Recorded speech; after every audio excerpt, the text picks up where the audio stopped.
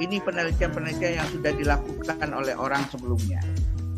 Ada sustainability dan lain-lain. Ada COVID. Ini yang kita lihat ini kapan COVID ini dilakukan. Ini COVID cukup banyak juga di sini.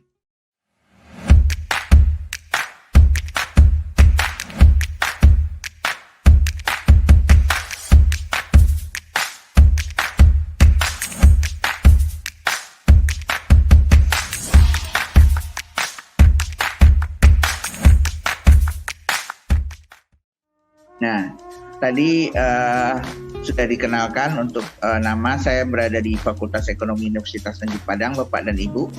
Dan pada saat ini kebetulan saya juga bersama dengan Pak Najib juga sebagai Associate Editor dari satu jurnal namanya APB Management and Business Review ya di sana.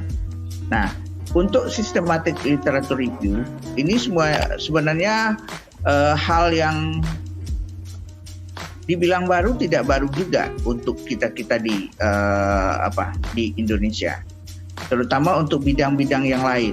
Di bidang kesehatan, Systematic Literature Review ini sangat dikenal karena banyak sekali penelitian-penelitian awal yang dilakukan di bidang kesehatan mereka gunakan Systematic Literature Review. Apa itu Systematic Literature Review? Nantinya kita lihat. Mereka menggunakan metode saintifik mengkaji dari literatur yang sudah ada sebelumnya, ya, untuk mencari sebuah kebaruan, kemudian untuk menggambarkan apa sebenarnya fenomena yang terjadi sebelum mereka melakukan pengujian secara empirik kembali.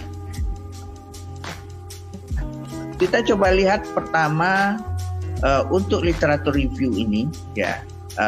Kalau di sini dikatakan bahwa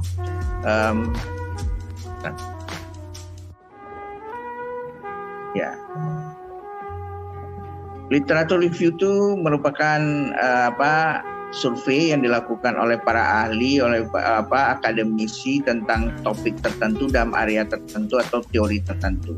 Dia memberikan deskripsi, mensamarikan, kemudian memberikan critical evaluation, ya, tentang pekerjaan tentang apa yang sudah dilakukan oleh orang-orang sebelumnya, dan juga dia memberikan semacam overview, ya, a significant literature published on a topic.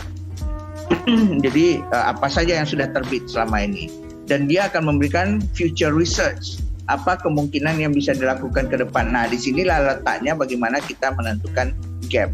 Future research itu adalah menjawab gap yang belum terjawab sebelumnya by telling the story of work done so far di sini.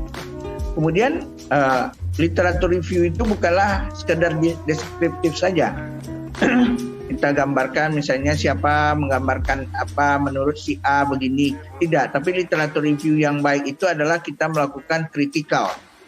Kita compare dan kita bandingkan antara satu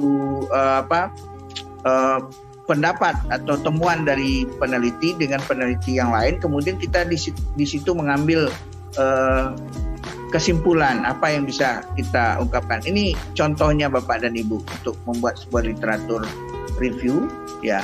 Kalau dia bad literature review, di sini contohnya dia gambarkan, orang menggambarkan teori Hofstede, ya. Dia gambarkan hanya mendeskripsikan saja. Hofstede mengidentifikasi a number of cultural dimensions which are used in a lot of research today. Kalau begini saja ini sekedar kayak deskripsi. Tapi yang literatur review itu bukan deskripsi, tapi bagaimana kritikal. Misalnya ini yang digunakan, padahal hal yang sama, tapi dia berikan sesuatu yang berbeda dan diberikan berikutnya adalah pendapat mereka. Kan?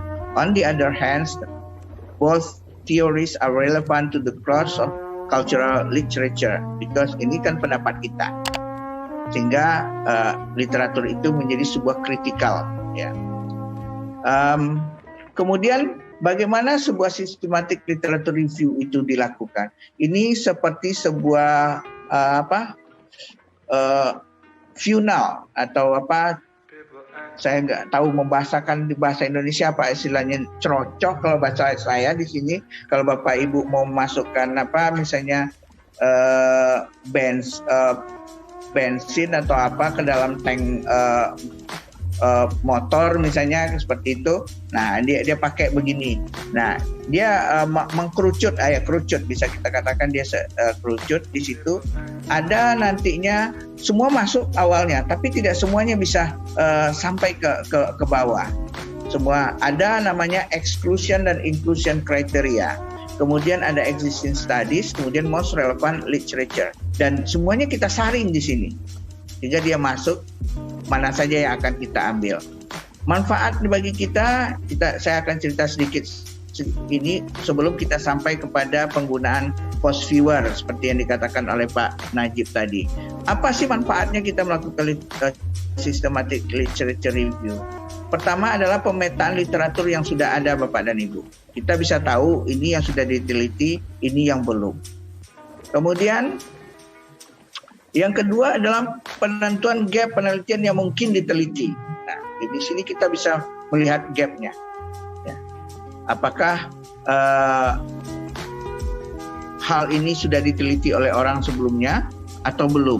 Atau juga mungkin sudah diungkapkan oleh orang bahwa ini adalah penelitian yang akan dilakukan ke depan. Makanya di dalam membaca artikel, salah satu bagian penting yang harus kita baca itu adalah bagian limitation and future research. Ya, ketika kita membaca limitation and future research, di situ tergambar sebenarnya adanya gap penelitian yang akan dilakukan ke depan. Dan kalau kita ingin membaca gap penelitian dan kita baca biasanya awalnya di pendahuluannya, terlihat kenapa dia melakukan penelitian itu. Kemudian justifikasi novelty yang kita tawarkan. Justifikasi dari kebaruan yang ditawarkan dari penelitian kita. Karena kita melakukan tidak hanya asal-asalan kita menyatakan bahwa ini perlu diteliti. Tapi kita menyatakan ini perlu diteliti setelah kita kaji sekian literatur secara sistematik. Nah, dan ini memudahkan penulisan literatur review yang terstruktur. Ini Bapak dan Ibu. Dan mohon maaf Pak Najib, kalau ada yang mau bertanya kan boleh langsung atau nanti disediakan waktu itu seperti apa? Bapak langsung aja kalau ada. Oke. Ya kalau ada yang nanti terlalu panjang lebar saya menerangkan ternyata Bapak Ibu sudah ini semua dengan hal tersebut, mungkin bisa langsung bertanya kalau ada yang perlu kita diskusikan. Saya lanjutkan Bapak dan Ibu.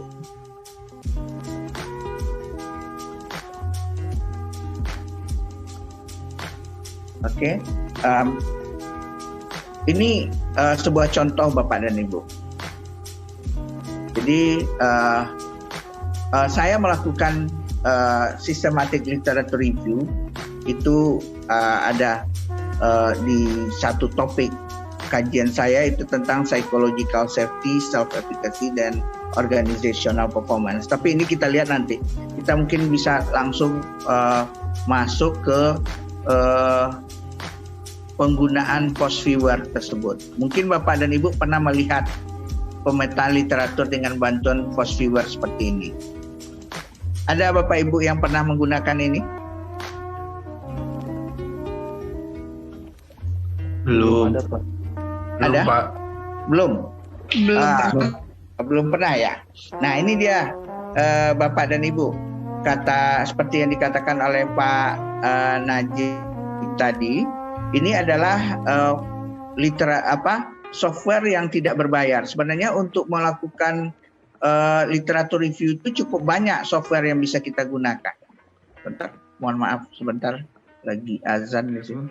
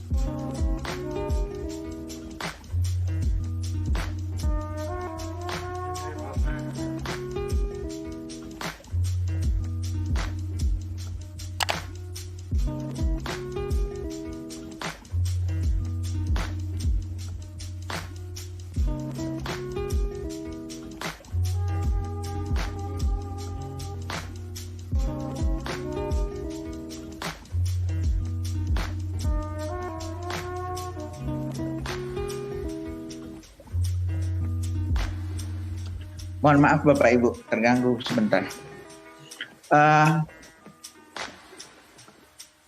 Kita lanjutkan. Jadi ada beberapa software yang bisa kita gunakan sebenarnya untuk melakukan literatur review ini, systematic literatur review. Mungkin Bapak Ibu pernah mendengar ada nama softwarenya. Kalau di kualitatif biasanya orang menggunakan NVivo. Kemudian ada namanya Leximancer. Tapi yang gratis itu ya bisa di-download secara gratis, ada namanya FOSViewer. Nah, untuk FOSViewer itu kita coba lihat. Saya coba share screen-nya saja. Ini. Bentar.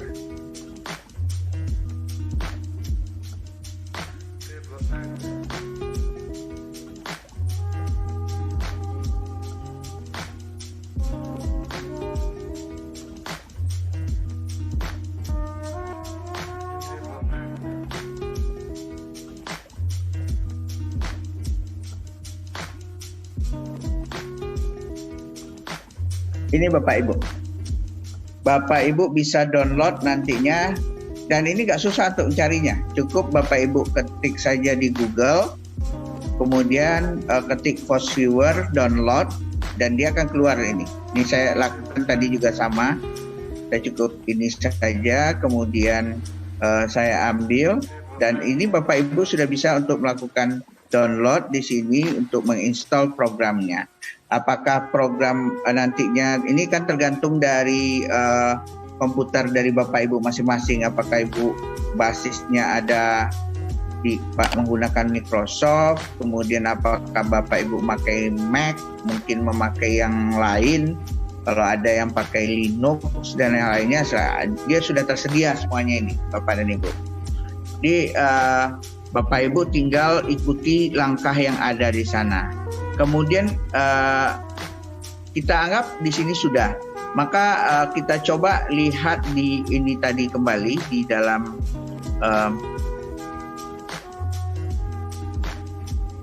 PowerPoint-nya tadi.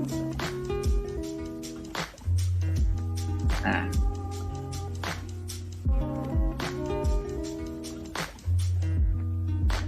Jadi di dalam PowerPoint di dalam FOSViewer ini akan kelihatan nantinya dipetakan apa-apa saja penelitian-penelitian yang sudah dilakukan. Ini kebetulan dari 2012 sampai dengan 2018 tentang yang saya sebutkan tadi, tentang psychological safety. Ya. Dan di situ muncullah isu-isu yang sudah ada sebelumnya, ada safety climate, kemudian ada decision making on safety, kemudian safety behavior, dan yang lainnya. Ini semuanya. Kemudian tentu pertanyaan Bapak dan Ibu setelah ini adalah, bagaimana cara kita menentukan di mana letak kebaharuannya, apa yang bisa kita gunakan, nanti kita coba lihat. Ini baru satu Bapak dan Ibu di dalam software tersebut. Setelah ini saya akan lihatkan softwarenya. Di sini Bapak dan Ibu bisa melihat ada warnanya yang berbeda. Ada 2000, ini menunjukkan tahunnya Bapak dan Ibu, tahun berapa terbitnya artikel-artikel tersebut. Nah, setelah itu di sini kelihatan ada yang warnanya terang dan ada warnanya gelap. Ini yang menunjukkan ini yang sudah banyak diteliti oleh orang, sementara yang gelap ini berarti belum banyak diteliti oleh orang. Nah, inilah gap yang bisa kita temukan nantinya, karena ini belum banyak diteliti oleh orang, ini yang kita teliti sekarang. Nah, ini kalau kita lihat di sini Bapak dan Ibu, yang banyak tuh baru di safety climate, sementara untuk safety behavior-nya belum terlalu banyak, apalagi untuk proactive safety behavior. Nah, ini ya yang diberikan di sini. Kalau safety leadership sudah mulai agak banyak karena warnanya lebih terang dibandingkan dengan yang lain. Nah, dibandingkan dengan beberapa yang lain ya, tapi dari safety climate ini yang paling terang warnanya, artinya ini yang banyak diteliti Bapak dan Ibu. Nah, coba kita lihat di softwarenya. Kalau Bapak Ibu sudah install, nanti akan tampil dia Nah, tampilnya akan begini nanti Bapak dan Ibu. Untuk dia kosong, saya coba lihat create mulai dari ini. Inilah bagaimana cara kita ini dulu. Bagaimana kita mendapatkan data untuk dimasukkan ke sini? Tentu itu pertanyaan Bapak dan Ibu nantinya. Kok bisa muncul seperti ini? Nah, saya terangkan yang tadi kembali. Ini adalah muncul yang pertama. Ini kebetulan yang saya ambil tadi contohnya karena bidang saya juga di tourism, halal tourism. Saya cari artikel-artikel yang berhubungan dengan halal tourism semuanya. Maka keluarlah ini penelitian-penelitian yang sudah dilakukan oleh orang sebelumnya. Ada sustainability dan lain-lain. Ada COVID. Ini yang kita lihat ini kapan COVID ini dilakukan. Ini COVID cukup banyak juga di sini. Nah, kita lihat di overlay visualization akan terlihat nantinya tahunnya. Oh, ternyata COVID itu di 2020. Memang COVID itu terjadi di 2020-2021. Nah, ini kita lihat Bapak dan Ibu. Sudah ada yang meneliti menghubungkan antara halal tourism dengan COVID. Dan ini bisa kita lihat nanti ini yang menjadi gap. Kemudian density visualization ini yang menunjukkan nanti mana yang sudah banyak diteliti oleh orang, mana yang belum untuk menunjukkan gap Bapak dan Ibu. Nah, ini terlihat. Di sini warnanya sudah terang. Indonesia, Malaysia itu sangat banyak melakukan penelitian tentang halal tourism. Bapak Ibu bisa compare dengan negara lain. Misalnya apa? Kalau halal tourism, sekarang kita mau meneliti juga tentang halal tourism tidak hanya di negara Muslim, tapi compare dengan negara non-Muslim misalnya. Nah ini, karena di sini kalau kita lihat Malaysia, Indonesia warnanya sudah terang. Tapi ada yang masih gelap warnanya itu yang dihubungkan dengan sustainable tourism. Ini Bapak dan Ibu. Makanya tahun ini saya dengan tim juga akan melakukan penelitian yang dikaitkan dengan sustainable tourism, tapi dikaitkan dengan halal tourism. Karena kalau kita lihat dari sini, ini belum terlalu banyak yang meneliti hal tersebut. Nah, ini yang ditampilkan oleh software Post Viewer itu. Namun yang perlu diinikan sekarang adalah bagaimana langkah-langkah teknisnya dari pertama sampai dengan terakhir supaya jadi seperti ini. Mungkin itu pertanyaan Bapak dan Ibu. Ada yang pernah melihat ini? Belum, Pak. Belum. Belum. Okay. Nah, belum pernah, Pak. Belum. Oke. Nah, kalau ini tentu sumbernya adalah kita ambil dari penelitian-penelitian terdahulu. Misalnya Bapak Ibu ambil dari Science Direct. Misalnya Bapak Ibu masuk ke Science Direct.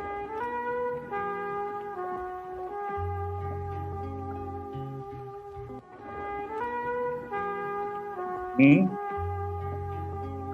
Kemudian Bapak Ibu cari di situ kata kunci yang relevan dengan penelitian Bapak Ibu. Misalnya yang saya katakan halal tourism.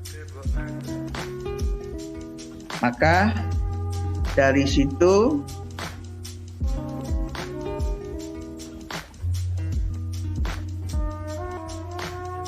keluarlah ada 1179.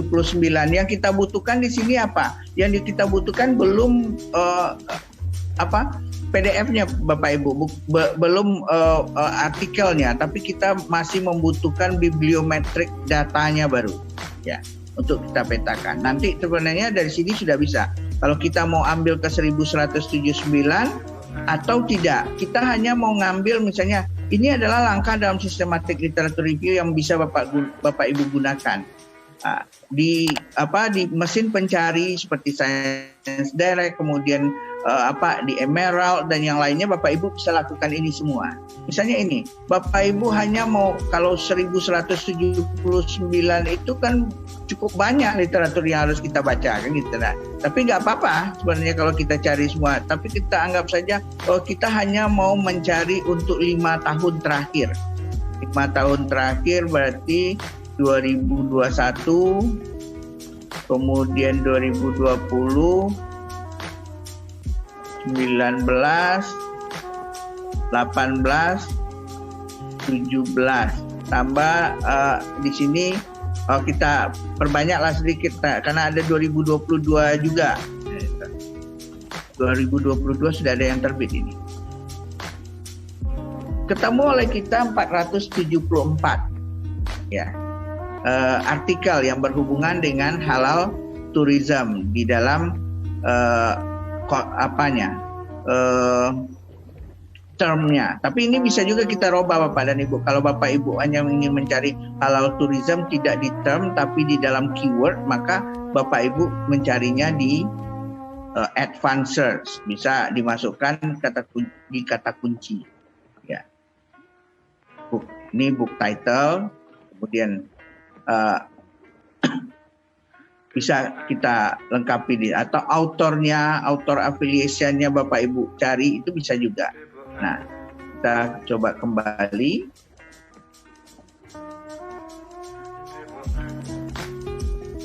Cancel. Nah, ini Bapak dan Ibu 4 saja. Kemudian bagaimana caranya memasukkan nanti ke Post Viewer? Nah, pertama bibliometrik ini dulu. Nah, kalau di kampus di IPB tentu sudah langganan dengan Science Direct. Kebetulan saya nggak langganan, makanya saya pakai akun anak saya yang ada di UGM. Saya coba gunakan. Nah, kita bisa download di sini bibliometriknya. Ini saya tampilkan baru 25, maksimum bisa 100 Bapak dan Ibu. Ini contohnya kalau Science Direct saja kita ambil. Bapak Ibu bisa mencari sumbernya tidak hanya dari Science Direct, bisa dari yang lainnya, atau biasanya juga ada yang mencari dari Google Scholar. Tapi Google Scholar itu bercampur semuanya. Kalau saya lebih suka mencarinya di mesin pencari atau di jurnal mesin pengumpul jurnal yang sudah kredibilitasnya bisa lebih bagus. Kalau di Google Scholar kan semuanya masuk di sana. Oke. Nah, di sini kita tinggal download, nantinya kita klik di sini, maka akan terklik ke 100-nya dan kita ekspor dia. Kita mengekspor bibliometriknya saja ke dalam bentuk misalnya RIS. Yang bisa diterima oleh Post Viewer itu ada RIS dan ada RefWord. Ya, kita coba download, kita save. Oke. Nanti dia akan muncul di download. Kita lihat di download. Nah, ini muncul dia Bapak dan Ibu. Kelihatan ya Bapak Ibu? Kelihatan Pak, ada Pak. Oke, muncul dia di sini. Ya. Kemudian kita kembali ke Post Viewer-nya karena sudah kita anggap sudah masuk dia. Bapak Ibu tidak hanya 100. Ini kan saya mencontohkan saja dulu bagaimana untuk masuk ke sana. Nah, kita akan lihat di sini. Ini kan yang sudah jadi. Kita anggap belum jadi, berarti kita mulai lagi dari nol. Kita create. Kemudian di create itu choose type of data. Choose type of data itu akan bisa kita memilih datanya itu bisa dari based on network data, bisa dari create a map based on bibliographic data. Ini kan berdasarkan bibliographic. Bisa juga text data. Kita menggunakan yang bibliographic. Kemudian kita next di sini. Read-nya dari mana? Read data from database file. Misalnya Bapak Ibu punya akun di Web of Science, di Scopus, misalnya di Dimension atau di PubMed. Nah, ini bisa langsung Bapak dan Ibu. Kalau saya tadi karena tidak punya akun di situ, maka saya download dulu bibliometriknya. Tapi Bapak Ibu kalau punya bisa masuk ke sini langsung ke Web of Science-nya, ke Scopus, Dimension-nya. Kalau ini diambil, langkahnya berbeda. Nanti akan diikuti saja langkah di sini Bapak dan Ibu. Ini read datanya dari mana? Read data from Reference Manager Files. Karena sudah saya jadikan tadi sudah di-download Reference Manager Files-nya dalam bentuk RIS. Makanya dia bilang RIS, EndNote, dan RefWord. Itu yang bisa digunakan. Kemudian di Next. Di Next kita cari filenya berada di mana. Tadi saya taruh datanya itu ada di download. Nah, ini yang baru tadi. kita anggap mungkin Bapak Ibu mendownloadnya 100 kali 4 misalnya. Ada 400 tadi, 474, berarti kan kita mendownloadnya tidak satu kali. Karena kalau menggunakan itu maksimum cuma bisa kita download 100. Ada 4 di sini, kita masukkan semuanya ke 4-4-nya misalnya. 1,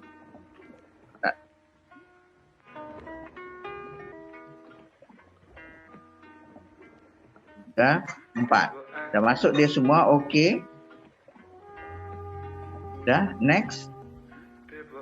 Kemudian kita di sini pilihannya Bapak dan Ibu ada dengan co-authorship. Kalau co-authorship nanti yang muncul adalah penulis-penulisnya. Tapi kan kita bukan melihat penulisnya, tapi adalah melihat keywords yang muncul. Co-occurrence, berapa keywords yang muncul di masing-masing artikel yang ada. Nah, ini, sehingga kita ambil ini bisa diklik Bapak dan Ibu, bisa co-authorship, bisa co-occurrence. Saya biasanya mengambil co-occurrence-nya. Kemudian di next ini, minimum number of occurrences of keywords berapa? Ini kita bisa ngatur Bapak dan Ibu. Tidak harus yang 5. Kalau ini kan 5 kali dia muncul di 5 artikel, dia muncul baru dia di itu. Tapi kita mau munculkan mungkin di 4 misalnya, atau di 3. Nah ini bisa kita lakukan. Sehingga apa? Katanya kalau di 5 itu hanya 38 meet the threshold. Jadi hanya ada 38 artikel yang bisa kita gunakan dari 400-an tadi. Ya, dari 400 tadi. Tapi kalau kita turunkan ini menjadi 4, itu ada 59 yang meet the threshold. Jadi ada 4 keyword yang muncul. Kemudian kalau diturunkan jadi 3 ada 97. Jadi lebih banyak dia. Nah, kita coba ambil yang ini. Kita klik, ada 97 keywordnya. Nah, di sini boleh Bapak dan Ibu menghilangkan keywords yang nggak penting misalnya. Kalau ini ada Indonesia, Malaysia, ada Islam, tourism satisfaction. Misalnya ada kata kunci ini yang rasanya ini nggak perlu untuk penelitian saya. Nah, volunteer geographic information misalnya kita anggap ini nggak perlu, tinggal dihilangkan centangnya. Kemudian kalau ada lagi misalnya Egypt nggak perlu misalnya, kalau Egypt nggak perlu. Nah, tapi itu terserah kita. Small business tidak perlu misalnya, atau semuanya kita nggak perlu. Kalau semuanya kita nggak perlu, tinggal kita finishkan saja lagi. Nah, dari kita finishkan, di sini ada yang tidak berhubungan katanya, apakah kita akan jalan? Ya kita klik yes saja. Nah, ini muncul dia Bapak dan Ibu. Karena datanya berubah tadi, maka dia berubah nih. Jadi ada yang seperti tersendiri ini di sini Bapak dan Ibu, itu cultural ecosystem services. Ini menarik juga. Wah, ini sesuatu yang menarik diteliti, dihubungkan dengan halal tourism. Yang banyak baru antara tourism, sustainability, COVID, kemudian Muslim. Ada istilah yang lainnya Muslim friendly tourism, ya, halal tourism. Jadi ada istilah-istilah yang berbeda, tapi intinya maksudnya di sana. Ada juga gastronomi. Gastronomi itu berarti dekat juga dengan Bapak dan Ibu mungkin ya. Gastronomi ini berhubungan dengan kuliner ya, makanan. Nah ini food, ya ini dekatnya dengan food. Pak Najib termasuk peneliti yang meneliti tentang ini nih. Nah di situ, dari sini kan bisa kita lihat, oh ini topik-topiknya. Ini kaitan-kaitan antara halal tourism dengan yang lain. Kemudian tentu kita mau melihat gap tadi Bapak dan Ibu. Ini kita kembali ke yang tadi. Makanya di sini kita ambil overlay visualization ya. Kelihatan di sini mana dari tahun 2012 sampai 2020 di sini. Ternyata di 2012 itu kalau sekadar tourism banyak di 2012. Di 2014 cukup banyak juga. Kemudian 2016 mulai berubah warnanya. Nah, ini ada di 2016 community participation. Nah, tapi Di 2020 ini banyak yang meneliti tentang apa? Ada halal food, kemudian ada sustainable tourism. Tapi kalau kita lihat di sini, ini menarik Bapak dan Ibu, bisa kita lihat. Halal food sudah ada di sini, tapi belum ada yang mengaitkan halal food ini dengan sustainable tourism. Bapak Ibu bisa lihat tidak ada garis. Ini garis ini menyatakan bahwa orang sudah meneliti dan menghubungkan dengan variabel tersebut. Misalnya kita lihat di sini. Di sini sudah ada sustainable tourism yang baru. Ada sustainability di sini. Tapi yang mengaitkan dengan halal food di sini tidak sampai dia ke sana. Kan hilang warnanya Bapak Ibu. Artinya ini terbuka peluang bagi kita untuk meneliti hubungan antara halal food dengan sustainable tourism atau dengan apa lagi di yang lain di sini. Ada tourism education. Ini negara-negara ada Spain, Poland. Kemudian juga halal food dengan COVID-19. Dengan COVID-nya juga belum muncul. Yang baru ada kaitannya itu di sana adalah Indonesia dengan COVID. Itu sudah dengan tourism, dengan halal tourism dengan COVID. Itu sudah ada. Tapi ketika kita lihat halal food ke sini belum kelihatan dia. Artinya ini peluang untuk kita teliti. Ini memperlihatkan gapnya Bapak dan Ibu. Kemudian kita baru melihat di sini, kita belum melihat density visualization-nya. Nah, setelah ini kita akan lihat density visualization-nya. Di sini akan terlihat Bapak dan Ibu. Nah, ini yang saya maksud tadi. Warnanya jadi berubah kan? Kalau kita lihat di sini sustainable belum banyak ini. Ini Asia ya, tapi belum banyak juga. Kalau kita lihat di sini halal food di sini sudah agak terang, tapi ketika dia dihubungkan dengan sustainable tourismnya masih belum terang dia. Nah, artinya masih ada peluang kita untuk meneliti itu. Itu yang kita katakan sebagai gap nantinya. Kemudian dan itu bisa kita lihat nanti secara lebih lanjut di manualnya kita akan lakukan. Kemudian apa lagi yang bisa kita lihat di sini? Ada cultural ecosystem services. Nah, ini belum ada yang mengaitkan dengan sini. Seperti kita lihat di overlay di sini. Halal food ke cultural ecosystem services juga belum ada Bapak dan Ibu. Ke loyalty, ke Muslim friendly tourism, ke ekosistem belum nampak. Ekosistem ini seperti berdiri sendiri dia diteliti oleh orang. Padahal dia akan punya kaitan nantinya dengan apa? Dengan Islam, dengan manajemen sebenarnya. Tapi belum dikaitkan oleh orang yang langsung mengaitkannya dengan Muslim friendly. Padahal Islam itu dekat dengan Muslim friendly. Dekat dengan halal food. Di sini di manajemen ini dekat dengan Muslim friendly tourism, dengan tourism. Nah, ini akan muncul dia di sini. Nah, ini jadi justifikasi bagi kita untuk melakukan penelitian sebagai riset gap yang kita temukan Bapak dan Ibu. Inilah yang kita gunakan di dalam FOSS Viewer. Nah, sampai di sini ini cara kita menggambarkan. Dan kalau ada yang mau bertanya silakan Bapak dan Ibu.